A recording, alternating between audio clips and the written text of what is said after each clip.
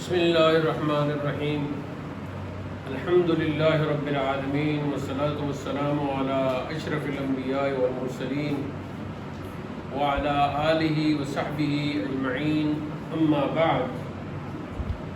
درس ہدایت الناب نمبر 15 کا آغاز ہو رہا ہے۔ کل ہم نے اسباب 9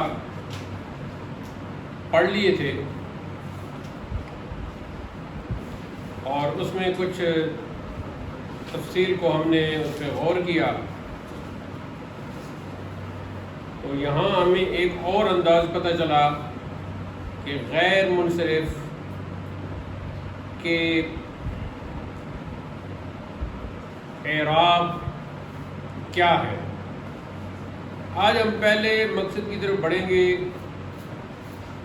اور اس کا عنوان ہے المقصد الاول فی المرفوعات۔ تو آج سے آغاز ہوگا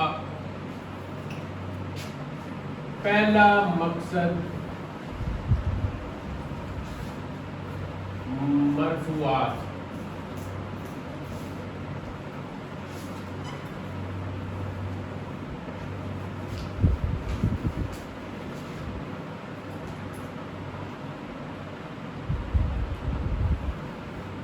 تو مقصد کیا ہے؟ قصد کی جگہ یا قصد کا وقت، مراد مقصود یعنی ہمارا ٹارگٹ۔ مرفوعات ایک لحاظ سے مرفوع کی جمع ہے، اور اس میں جو اسم ہوتا ہے یا باقی جتنے بھی اسی قسمیں آئیں گی وہاں ہم چونکہ رفع پڑھتے ہیں تو اس لیے اس کو مرفوع کہا جاتا ہے۔ ان کو 8 قسموں میں تقسیم کیا گیا ہے۔ مصنف فرماتے ہیں المقصد الاول فی المرفوعات، پہلا مقصد مرفوعات کے بیان میں، الاسماء المرفوعات مرکب توصیفی ہو گیا، ثمانیۃ اقسام، اسماء مرفوعات کی 8 قسمیں ہیں۔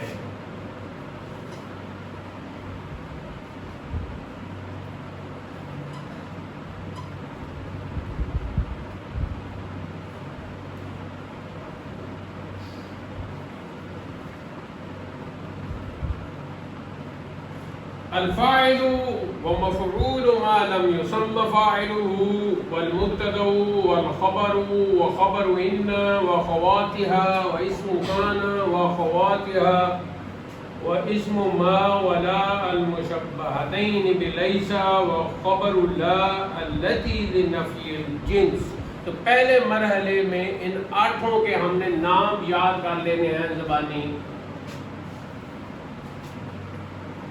نمبر 1 فاعل،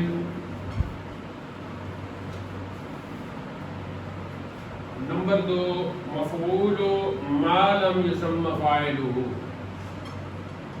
مفعول ما لم يسمى فاعله، اور اس کا دوسرا نام ہے نائب فاعل۔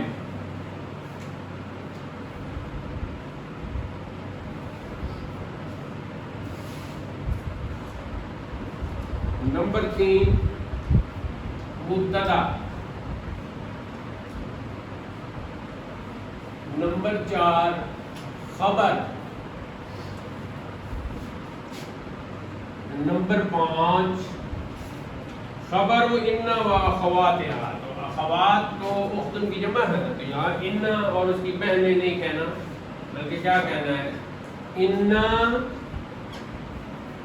اور اس کے ہم مثل حروف کی خبر۔ اس کو کیوں ادھر پھر بٹھایا؟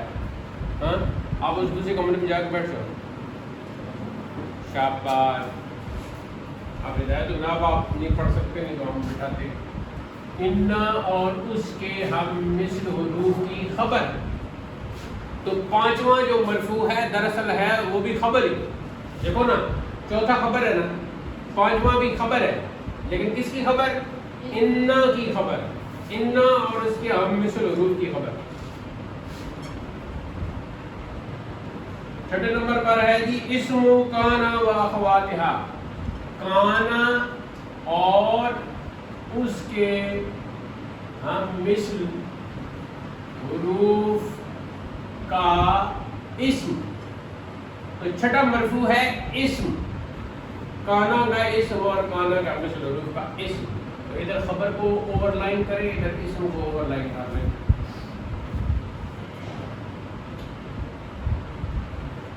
آگے ہے جی 6 ہو گئے.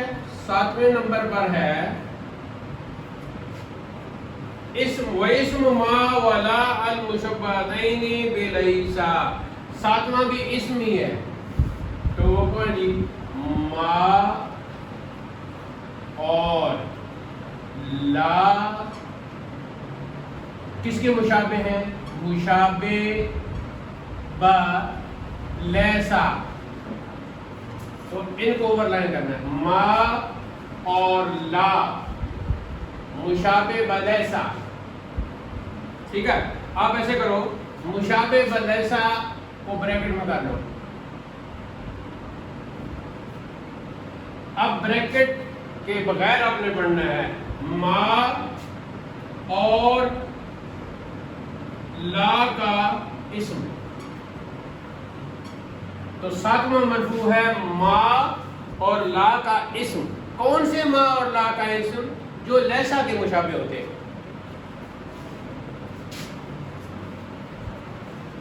8ویں نمبر پر ہے جی وخبر خبر اللہ التی لنفی الجنس. تو 8واں ہے جی لا, اس کو اوور لائن کریں کی خبر اور بریکٹ میں لکھیں جو نفی جنس کے لیے ہوتا ہے. ایز اے ہول نفی کر لا الہ. ہاں, تو یہ نفی جنس کا مطلب کیا ہے؟ ایز اے ہول نفی کر رہا ہوتا ہے, جو نفی جنس کے لیے ہوتا ہے. تو اب جی آسانی ہو گئی. مرفوعات کی تعداد ہے 8. پہلے نمبر پر فاعل.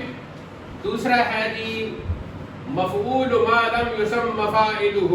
یہ بھی آپ نے یاد کرنا ہے, لیکن مختصر نام نائب فاعل. فاعل, نائب فاعل, مبتدا. نمبر 4 خبر. نمبر 5 انا کی خبر, ساتھ ہی کہہ دینا ہے, یعنی انا کے جو ہم مثل حروف ہیں ان کی بھی. 6 نمبر پر کانا کا اسم اور اس کے ہم مثل حروف سارے اس میں آ جائیں گے. 7ویں نمبر پر ہے ما اور لا کا اسم. کون سا ما اور لا؟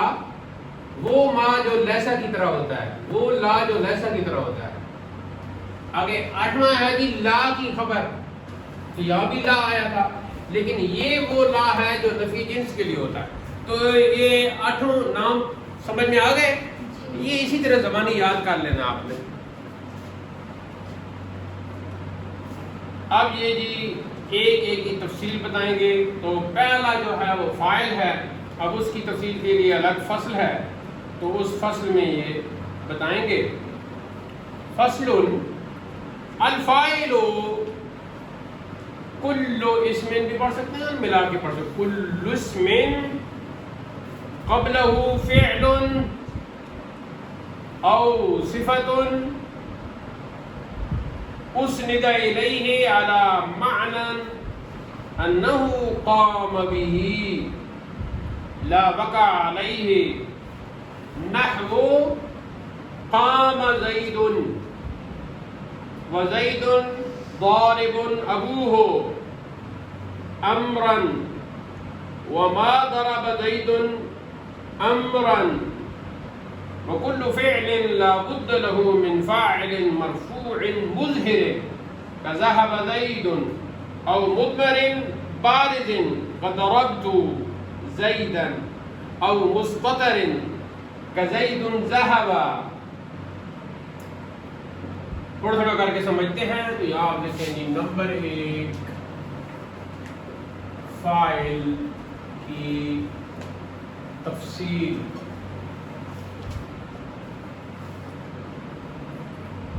چھوٹی چھوٹی باتیں اس کی چھوٹے چھوٹے ٹکڑے کر کے اس کو سمجھنا ہے.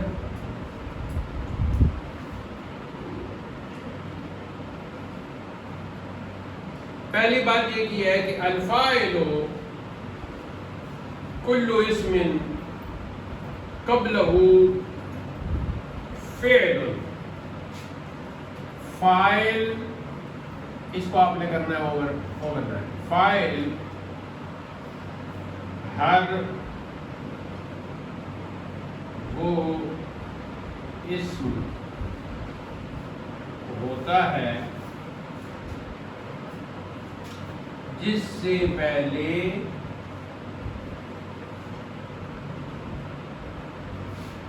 فعل ہو.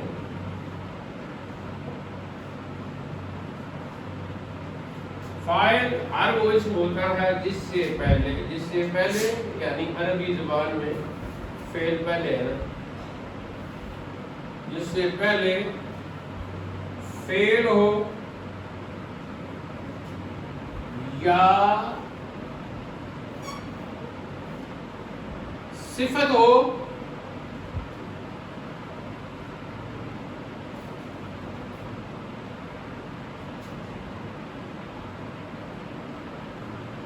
اچھا. یہاں تھوڑا سا ذہن میں ایک رکھ لینا ہے کہ اسم فاعل اور ہوتا ہے. جب آپ مصدر سے مشتقات نکالتے ہیں صرف صغیر پڑھتے ہیں, ضرب یضرب ضربا فهو ضارب ضارب, وہ اسم فاعل ہے. تو وہ مشتقات میں جو فاعل ان کے وزن پر آتا ہے اسے کہتے ہیں اسم فاعل, وہ الگ ہے. یہ ہے فاعل.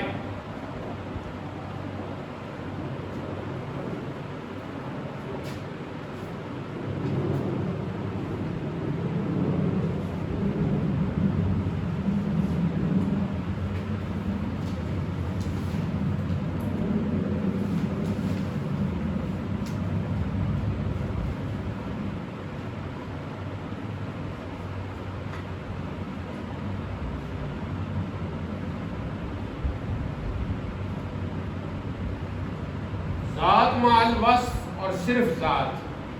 تو اگر ذہن میں ہو جائے تو اسم فاعل جو ہے نا وہ بھی ذات پر دلالت کر رہا ہے, مگر وہ ذات مع الوصف پر دلالت کر رہا ہے.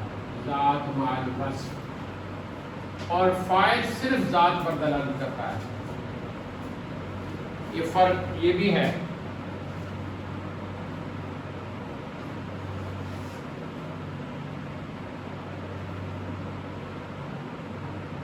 اور دوسرا یہ ہے کہ اسم فاعل جو ہے نا ہمیشہ مشتق ہوگا, ہمیشہ مشتق کسی مصدر سے نکلے گا. جیسے ضرب مصدر سے ضارب, اور فتح مصدر سے فاتح, اور سمع مصدر سے سامع, اور قتل مصدر سے قاتل, اور ظلم مصدر سے ظالم, وہ ایسے بنے گا. لیکن یہ جو فاعل ہوتا ہے ضروری نہیں مشتق بھی ہو سکتا ہے. فاعل تو مشتق غیر مشتق جامد بھی ہو سکتا ہے, جیسا کہ ابھی آئے گا, مثال میں سمجھ میں آ جائے گا. اس کے ساتھ ہمیشہ اسم فاعل کہنا ہے, اسم کا لفظ ہمیشہ اس کے ساتھ کہنا ہے, فاعل اکیلا نہیں کہنا. کیونکہ جیسے ہی آپ اسم فاعل کو فاعل کہیں گی تو یہ فاعل بن جائے گا, تو اس کے ساتھ اسم کا لفظ پکا اٹیچ ہے, تب بات بنے گی.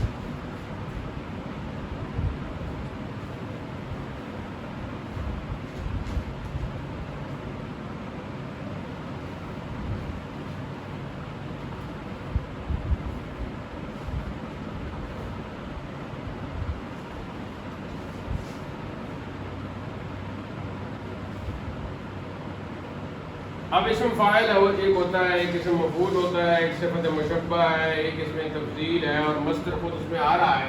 تو یہ سارے اس میں آ جائیں گے, یعنی مشتقات جو ہے وہ صفت میں آ جائیں گے. تو کیا آپ یوں لکھ لیں گے اس کے نیچے چھوٹا سا لکھ دیں تمام مشتقات،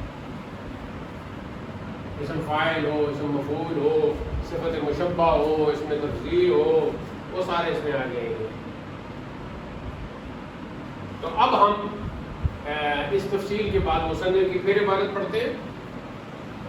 الفاعل کل اسم، کل اسم اکٹھا پڑھیں گے تو کل اسم قبلہ فعل، فاعل ہر وہ اسم ہوتا ہے جس سے پہلے فعل ہو او صفت یا صفت ہو۔ صفت سے مراد کیا؟ تمام مشتقات، اسم فاعل، اسم مفعول، ظرف، جتنے بھی ہیں آپ صرف صغیر میں پڑھتے ہیں وہ سارے علی معنی انہ قام بہ، اس معنی کے اعتبار سے کہ وہ فعل اس کے ساتھ قائم ہوا ہے۔ سیدھی سی بات ہے کہ کوئی فعل اس وقت تک ہو ہی نہیں سکتا کہ جب تک فاعل موجود نہ ہو۔ تو کیا کہیں گے؟ الفعل یدل علی الفاعل، ایسے کر لیں یا کر لیں علی فاعلہ، کہ فعل جو ہے وہ اپنے فاعل پر دلالت کرتا ہے۔ فعل بتا رہا ہوتا ہے کہ یہ فعل کرنے والا کوئی فاعل ضرور موجود ہے۔ آپ آئیں اور آپ نے دیکھا کہ جو آپ نے کٹورا پانی کا رکھا تھا وہ خالی تھا، تو اب ایک فعل ہو چکا ہے پانی پی لینے کا یا پانی ختم کرنے کا، تو اب وہاں کوئی ضرور فاعل ہے۔ پانی کا ختم ہونا اس بات پہ دلالت کر رہا ہے، اس یعنی پانی کے ختم ہونے کا جو فعل ہے وہ یہ بتا رہا ہے کہ یہاں کوئی فاعل موجود ہے جو پی گیا ہے۔ تو الفعل یدل علی الفاعل، یہ ہمیشہ ہے۔ لا وقع علیہ، نہ کہ اس پر واقع ہوا ہے۔ اب مثال کیا حضرت نے دی ہے؟ قام زید، مثال، بلکہ مثال نہیں لکھ لیں، مثالیں، قام زید۔ اب قامہ کیا ہے؟ فعل، اور زید ہے اس کا فاعل۔ کیا معنی ہے؟ کھڑا ہوا زید، کھڑا ہوا زید۔ اب یہاں فعل جو ہے قامہ، یہ سر انجام دیا ہے زید نے، تو زید اس کا فاعل بن گیا۔ کھڑے ہونے کا جو فعل ہے وہ کس نے کیا ہے؟ زید نے، تو زید اس کا فاعل بن گیا۔ اب بتاؤ زید جو ہے وہ اس میں جامد ہے یا اس میں مشتق ہے؟ اس میں جامد ہے، یعنی زید کو اس میں فاعل یا اس میں مفعول یا اس میں ظرف یا اس میں آلہ یا اس میں ظرف یا اس میں تفصیل تو نہیں نا، تو پتہ چل گیا کہ فاعل کوئی بھی ہو سکتا ہے۔ تو اب ہم نے پڑھا قام زید، قام فعل، زید اس کا فاعل۔ اچھا، تو ہم کیا اس طرح پڑھ سکتے ہیں قام زیدن؟ نہیں پڑھ سکتے۔ کیوں؟ کہ فاعل مرفوع ہوتا ہے، فاعل ہمیشہ مرفوع ہوتا ہے۔ اور کیا ہم پڑھ سکتے ہیں قام زیدن؟ نہیں پڑھ سکتے۔ تو ہم پڑھیں گے قام زیدن، اس کو مرفوع ہی پڑھیں گے۔ تو یہاں سے ہمیں ایک اصول مل گیا، کل فاعل مرفوع، ہر فاعل مرفوع ہوتا ہے، یہ بھی لکھیں، کل فاعل مرفوع، ہر فاعل مرفوع ہوتا ہے۔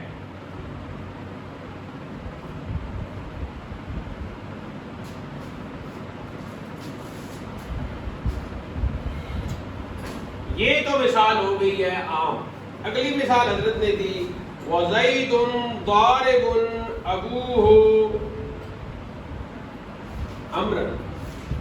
دوسری مثال، زید ضارب ابوہ عمرا۔ اب اس کا ترجمہ کیا ہوگا؟ زید ضارب ابوہ امرن، زید اس کا والد مارنے والا ہے امر کو.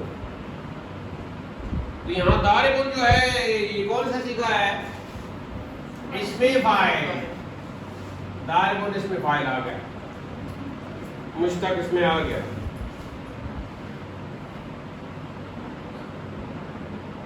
اچھا اگلی مثال کی طرف جانے سے پہلے اس کو ذرا دیکھ لیتے ہیں. یہ جو کہا تھا نا کہ صیغہ صفت ہو اور پھر آگے کہا کہ اسند الیہ علی معنی، کہ مضاف کیا جائے یا نسبت کیا جائے اس کی طرف، اس اعتبار سے کہ یہ جو معنی ہوا ہے فعل کا اس کے ساتھ واقع ہوا ہے، یعنی کھڑے ہونے کا جو فعل ہے یہ کس کے ساتھ واقع ہوا ہے؟ زید کے ساتھ واقع ہوا ہے، اس پر نہیں ہوا. تو یہ جو علی معنی کہا یعنی فعل یا صفت اس اسم کی طرف بہیں معنی مسند ہو کہ یہ اس کے ساتھ کیا ہے؟ قام بھی، اس کے ساتھ قائم ہے.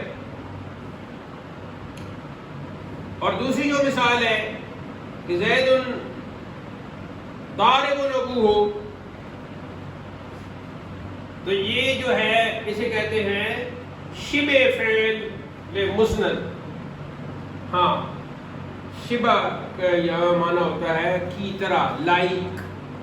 ہاں تو اس کی طرح ہے، شبہ ان کا یہ معنی ہے.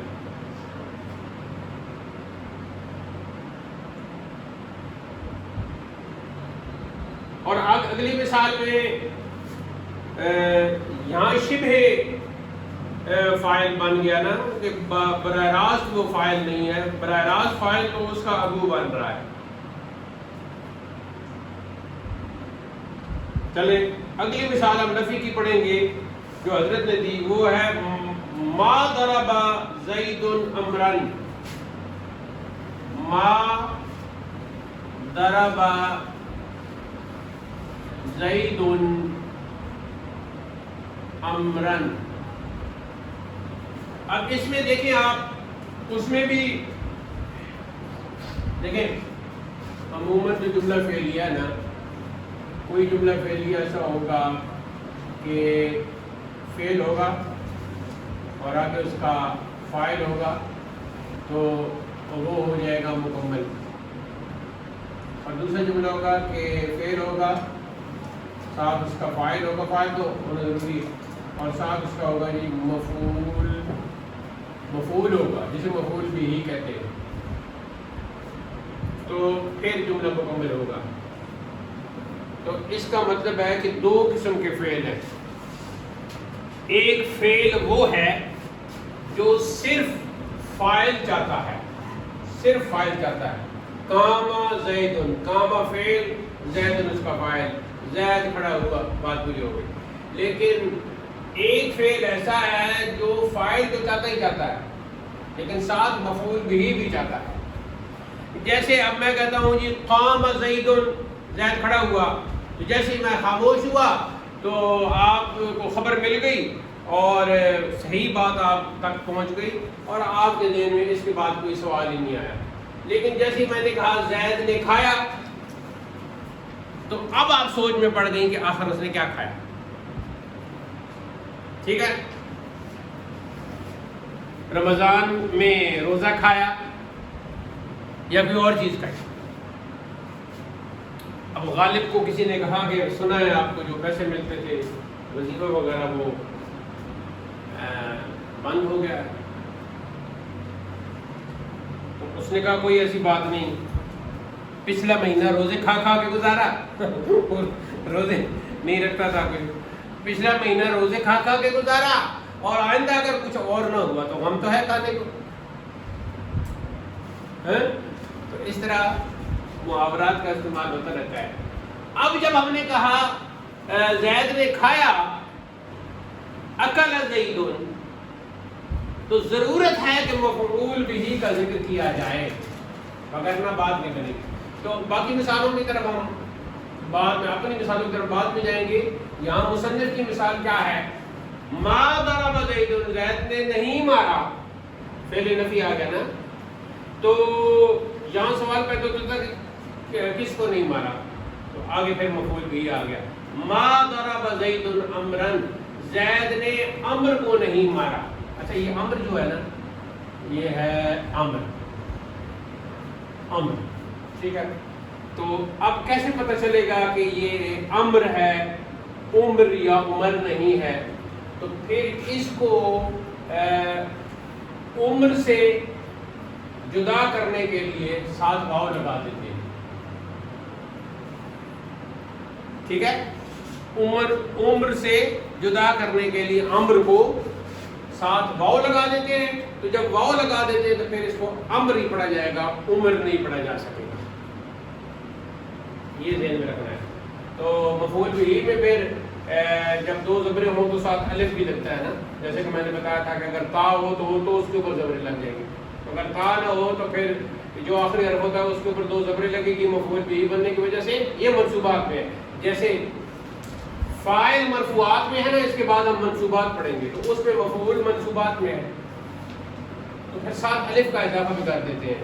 تو اس لیے یوں لکھتے ہیں امرن، ما ضرب زید امرن، زید نے امر کو نہیں مارا. تو یہ نفی کا ہو گیا، نفی کی مثال ہو گئی، اس میں ما لگ گیا، ما نافیہ، ایسے کہتے ہیں ما نافیہ، ما نافیہ، ما نافیہ. اگلی مثال دی ہے جی، آگے حضرت نے کہا وَكُلُّ فِعْلٍ لَا بُدَّ لَهُ مِنْ فَاعِلٍ مَرْفُوعٍ مُظْهِرٍ. اب اگلا ضابطہ یہ بتا رہے ہیں کہ ہر فعل کے لیے، یہ ضابطہ ہو گیا، ہر فعل کے لیے ایک ظاہری فاعل کا ہونا ضروری ہے. اور جیسے یہی مثال قام زید، تو زید اس کا فاعل ہے، سامنے موجود ہے ظاہری طور پر. او مدبر بارز، ہاں یہ تو یہ ایسے کرنا ہے. دوسرا ضابطہ یہ بتایا، یا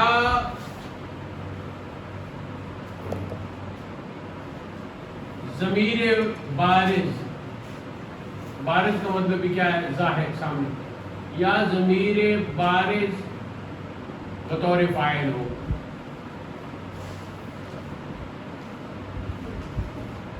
تو اس کی کیا پہلے کی مثال دی ذهب زید، جیسے اوپر لکھ لیں پہلے، جیسے ذهب زید، زید گیا. اور ضمیر بارز ہو، فاعل بارز جو سامنے نظر آ رہی ہے، مضمر ضمیر، جیسے ضربت، جیسے ضربت زیدن، مارا میں نے زید کو. تو یہ دیکھو کہ جو تو ہے نا، تو یہ ہے اس میں فاعل، ضربت میں نے مارا. اب ضرب فعل تو ہو گیا نا، تو اس میں ضمیر متکلم جو ہے یہ اس کا فاعل ہے. تو اب ضربتو کے نیچے ہم لکھیں گے فعل فاعل، اور یہ ضمیر اس میں فاعل ہے نا، زیدن مفعول بھی.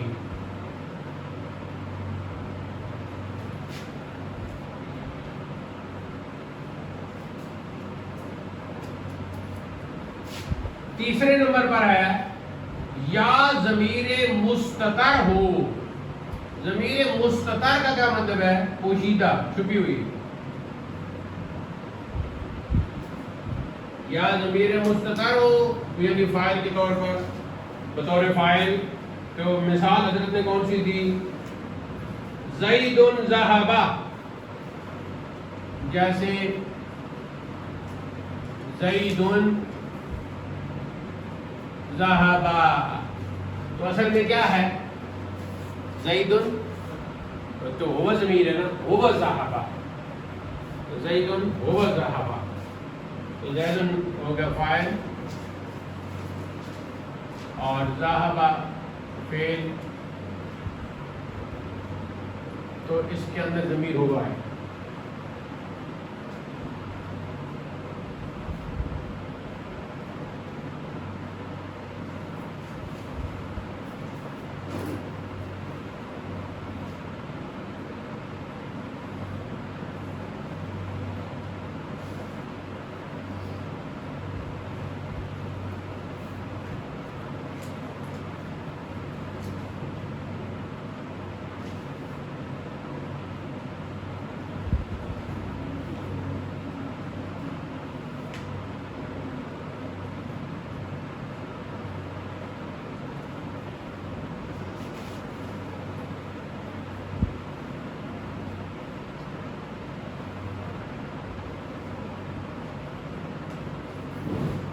اچھا اس میں کچھ اور باتیں ہیں لیکن ان کو میں فی الحال چھوڑ دیتا ہوں. آگے چلتے ہیں.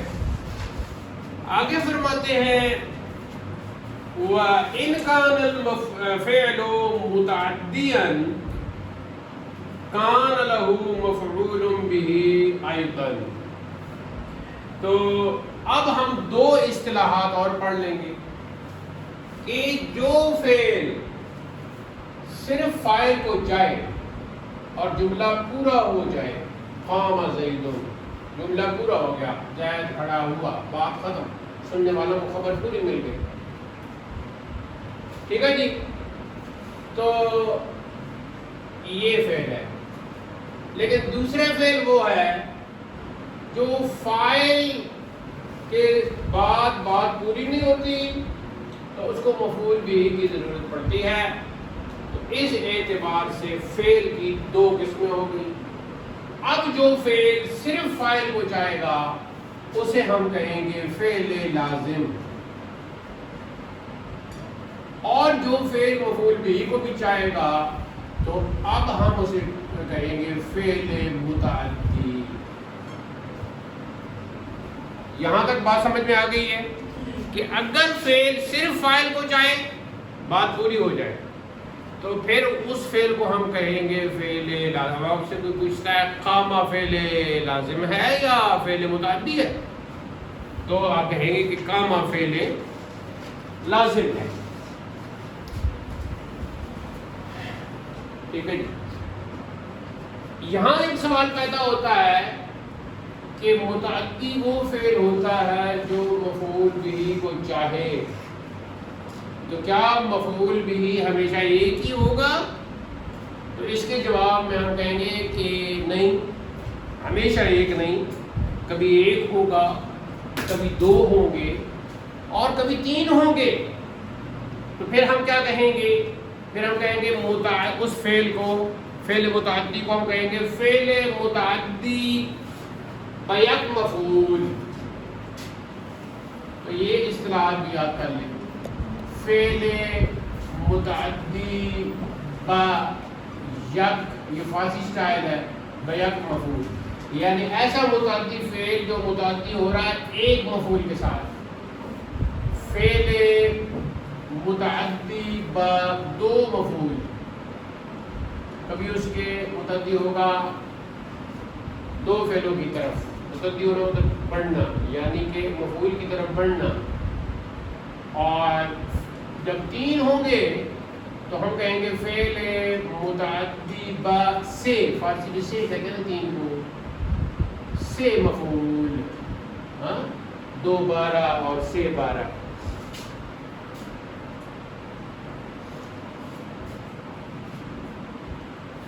اب کہتے ہیں حضرت وَإِنْ كَانَ الْفِعْلُ مُتَعَدِّيًا، اور اگر ہو فعل متعدی كَانَ لَهُ مَفْعُولٌ بِهِ أَيْضًا، تو ہوگا اس کے لیے مفعول به بھی، یعنی اس کا مفعول به بھی ہوگا. نحو جیسے ضرب زید امرا. اب اگلی بات فعل لازم اور فعل متعدی. تو فعل متعدی کے بارے میں کیا کہہ رہے ہیں؟ فعل متعدی فاعل کے علاوہ، فاعل کے علاوہ، عین کے اوپر ضبط، فعل متعدی فاعل کے علاوہ مفعول بھی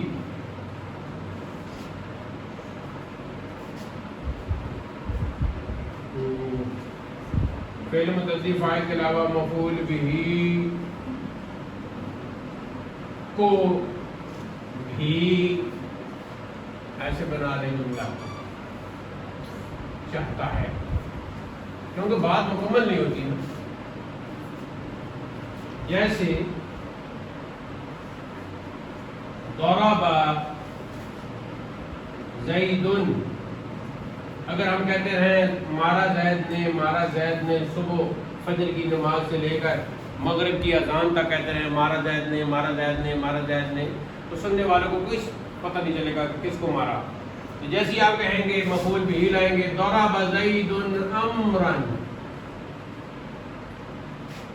مارا زید نے امر کو، ضرب فعل، زید فاعل اور امر مفعول بھی.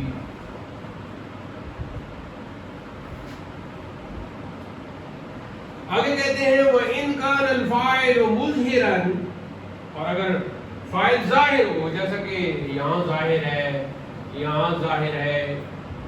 ظاہر ہو اوپر جیسے ذهب زید، زید فاعل ظاہر ہے. وجد الفعل ابدا، تو ہمیشہ فعل جو ہے وہ واحد ہوگا. اب یہ ضابطہ ہو گیا، ضابطہ اور قاعدہ بن گیا. کیا ہے جی؟ اگر فاعل ظاہر ہو، اگر فاعل ظاہر ہو تو فعل واحد ہوگا.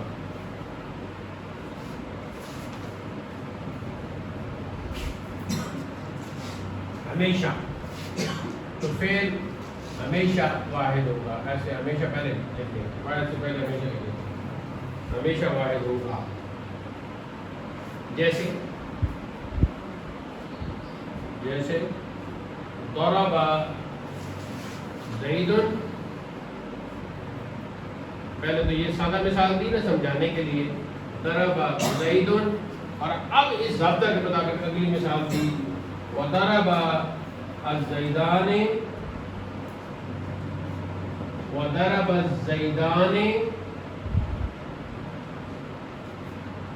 اور وضرب الزیدون.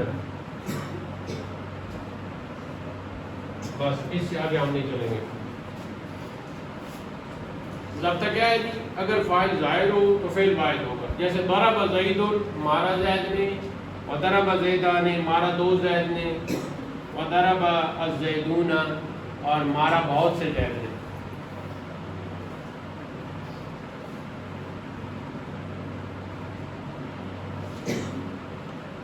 اور اب آپ دیکھنا ہے کہ اگلا ضابطہ کیا ہوگا، وہ کل انشاءاللہ ہم پڑھیں گے. تو آج ہم نے مرفوعات کا آغاز کیا ہے. یہ 8 ہیں. پہلے مرحلے میں 8 کے نام یاد کر لینے ہیں. فاعل، مفعول ما لم یسمى فاعلہ، جس کا دوسرا نام نائب فاعل ہے، مبتدا، خبر، ان اور اس کے ہم مثل حروف کی خبر، کانا اور اس کے ہم مثل حروف کا اسم، ما اور لا جو مشابہ بلش ہے ان کا اسم، اور لا کی خبر جو نفی جنس کے لیے آتا ہے. اس میں پھر فاعل کی ہم نے تفصیل پڑھی. فاعل ہر وہ اسم ہوتا ہے جس سے پہلے فعل ہو یا صفت ہو. صفت سے مراد یہاں مشتقات ہے. مثال ہم نے پڑھی قوم زید، کھڑا ہوا زید. دوسری مثال پڑھی زید ضارب ابوہ عمرا. 2 فاعل بن گئے، زید بھی یہاں فاعل بن رہا ہے اور اس کا ابو فاعل بن رہا ہے. اور نفی کی مثال پڑھی ما ضرب زید عمرا، نہیں مارا زید نے عمر کو. تو ما ضرب پورا فعل کہلائے گا، زید الفاعل کہلائے گا اور عمر مفعول بھی کہلائے گا. پھر ہم نے یہ پڑھا، درمیان میں ہم نے پڑھا تھا کہ اسم فاعل اور فاعل میں کیا فرق ہے. تو اسم فاعل ہمیشہ ذات مال وصف پر دلالت کرتا ہے، کہ ایک ذات پر، ایک شخص پر دلالت کرتا ہے جس کے اندر کوئی نہ کوئی وصف، کوئی نہ کوئی وصفیت ہوتی ہے، کوئی نہ کوئی حالت ہوتی ہے اس کی، مار رہا ہے، ہنس رہا ہے، کھیل رہا ہے، کوئی بھی۔ اور فاعل جو ہے وہ صرف ذات پر دلالت کرتا ہے، کوئی ایک ذات ہے جو کوئی فعل کر رہی ہے۔ اس کے بعد ہم نے پڑھا کہ فعل لازم اور فعل متعدی۔ تو فعل لازم اس فعل کو کہتے ہیں جو صرف فاعل سے مکمل ہو جائے، جیسے قام زید، تو قامہ جو ہے وہ فعل لازم ہے۔ اور فعل متعدی وہ ہوتا ہے جو فاعل کے علاوہ مفعول بھی کو بھی چاہے۔ یہاں پھر یہ تھا کہ ہمیشہ مفعول بھی ایک ہی ہوتا ہے، ہم نے کہا نہیں، کبھی مفعول بھی ایک ہوتا ہے، کبھی 2 مفعول بھی ہوتے ہیں، کبھی 3 مفعول بھی ہوتے ہیں۔ تو اس کو پھر یوں بولتے ہیں فعل متعدی ب یک مفعول، فعل متعدی ب 2 مفعول، فعل متعدی ب 1 مفعول۔ پھر ہم نے ضابطہ پڑھا کہ ہر فعل کے لیے ایک ظاہری فاعل کا ہونا ضروری ہے، یا ضمیر بارز کے طور پر فاعل کا ہونا ضروری ہے، یا ضمیر مستتر کے طور پر فاعل کا ہونا ضروری ہے۔ یہ پڑھ لیا۔ پھر فعل لازم اور فعل متعدی کی بات چلی، تو ہم نے فعل متعدی کی تعریف باقاعدہ پڑھی کہ فاعل کے علاوہ مفعول بھی کو بھی چاہتا ہے، جیسے ضرب زید امرا، ضرب فعل، زید فاعل، امر مفعول بھی۔ پھر ایک ہم نے ضابطہ پڑھا اور وہ یہ ہمارا جاری ہے۔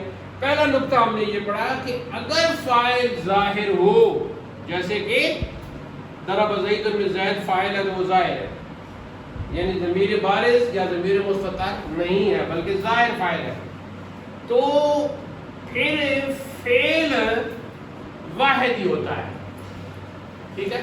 یعنی ضرب زید و ضرب الزیدان، یعنی ہم اس طرح نہیں کہیں گے کہ ضربا الزیدان و ضربوا الزیدون، ایسے نہیں کہیں گے، بلکہ فعل واحد ہی ہوگا، ضرب زید، ضرب الزیدان، ضرب الزیدون۔ تو یہ آج کا درس ہے، یہاں اختتام پذیر ہوتا ہے۔ کوئی سوال ہوا تو اگلے مرحلے میں آپ پوچھ لینا۔ اللہ تعالی ہمیں علم نافع عطا کرے اور اس کے ماں بعد حسن عمل کی ہمت افزانی کرے۔ وآخر دعوانا الحمدللہ رب العالمین۔